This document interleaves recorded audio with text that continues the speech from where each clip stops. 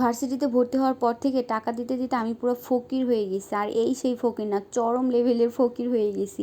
তো আজকেও হচ্ছে এই প্রচণ্ড রোদে আমার বের হইতে হয়েছে, কারণ আজকে হচ্ছে আমার টাকা দেওয়ার লাস্ট ডেট। তো কি করব, এই রোদের মধ্যেই বের হয়ে পড়ছি। আর কি পরিমাণে যে রোদ, এটা তো সবাই জানে যে এত রোদ পড়ছে যে টিকে থাকাই পুরো মুশকিল হয়ে যাচ্ছে। তার উপর হিজাব টিজাব পরে বের হয়েছি। তো হচ্ছে এত বেশি মানে গরম লাগতেছিল আমার কাছে। তারপর ভাবতেছিলাম যে আল্লাহ কখন বাসে উঠবো আর যাব। দেন এই তো চলে আসছি। আসার পরে আর আমার ভার্সিটিতে আবার অনেক ঠান্ডা, কারণ পুরোটাই এসি করা, যার কারণে খুব ভালো লাগে।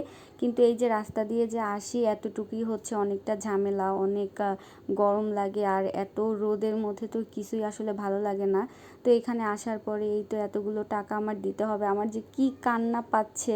কিছুদিন আগেই হচ্ছে ঈদ গেছে, ঈদের শপিং টপিং করছি, এতগুলো টাকা খরচ হয়েছে। এখন আবার এতগুলো টাকা নিয়ে আসছি দেওয়ার জন্য। স্যারদের কি একটু দয়া মায়া নাই, এখনই এতগুলো টাকা নিতে হবে? তারপর আর কি করা, টাকাগুলো জমা দিয়ে এই তো ওয়াশরুমে চলে আসছি। আর একটু পরপরই হচ্ছে ঘেমে পুরো একাকার হয়ে যাচ্ছি আমি, এত ঘামাচ্ছি বাবারে বাবা, কি বলবো। তো এই তো এখানে আসলাম, এসে তারপর হচ্ছে একটু ঠান্ডা পানি দিয়ে হাত মুখ ধুচ্ছে। আমি ভাবছিলাম যে পানিটা অনেক গরম হবে, কিন্তু দেখলাম না, পানিটা বেশ ঠান্ডা, খুব ভালো লাগতেছিল। দেন একদম ফুল ফ্রেশ ট্রেশ হয়ে এখন একটু ক্লাসরুমের দিকে যাব, কারণ অনেক দিন পর আসছি। আর যেই গরম, গরমের মধ্যে আসলে কেউই আমরা ক্লাস করি না। তো আসার পরে দেখলাম যে পুরো ক্লাস ফাঁকা, কেউ নাই।